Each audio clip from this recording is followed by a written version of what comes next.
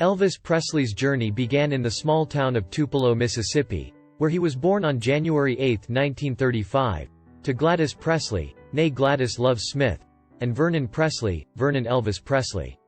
The family lived in a modest two-room shotgun house, which is now preserved as a historic site and can be visited by fans of the King of Rock and Roll.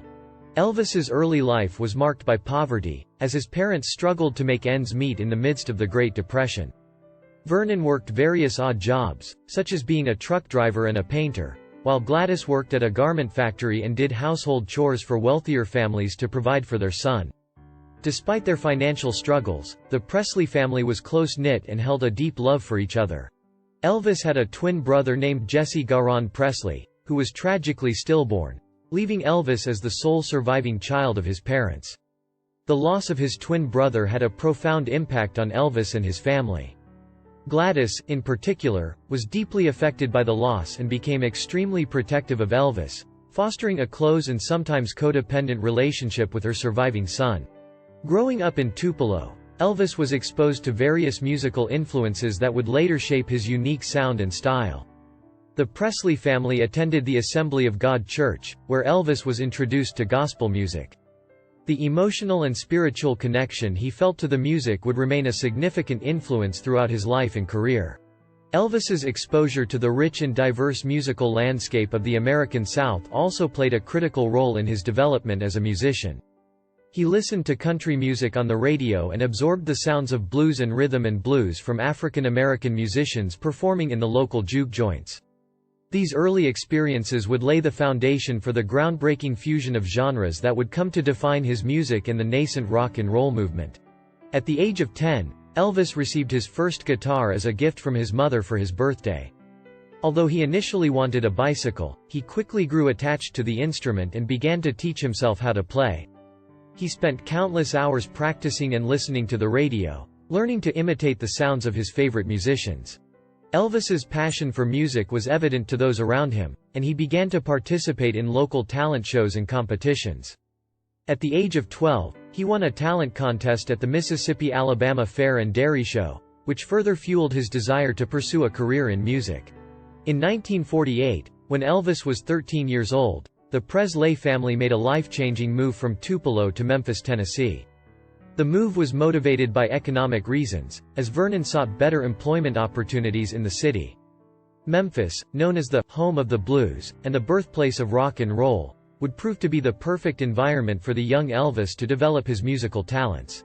Upon arriving in Memphis, Elvis attended Humes High School, where he continued to nurture his love for music and performance.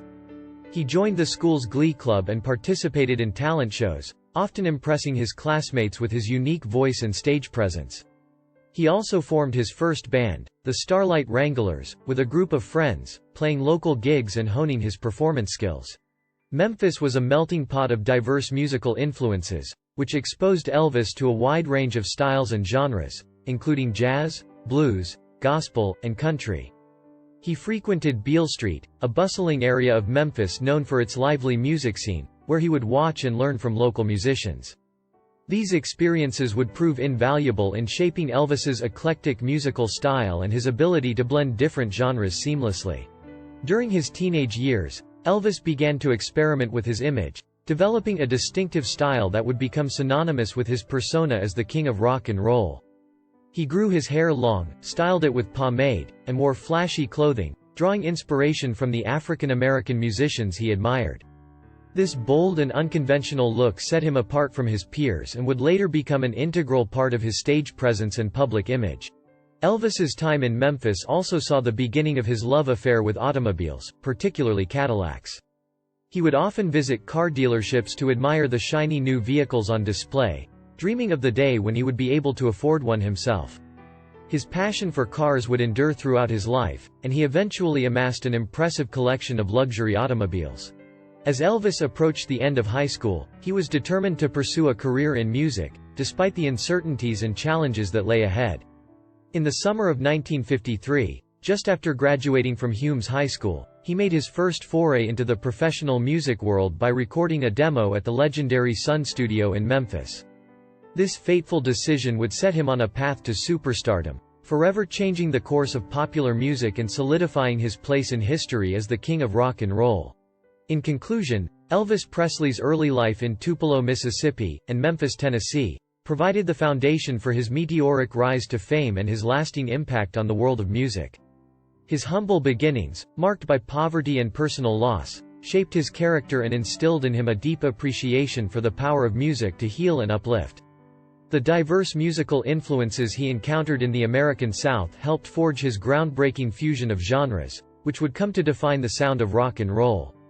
As the king of rock and roll, Elvis Presley's journey from a small-town boy in Tupelo to an international superstar is a testament to the transformative power of music and the enduring appeal of his unique talent and charisma.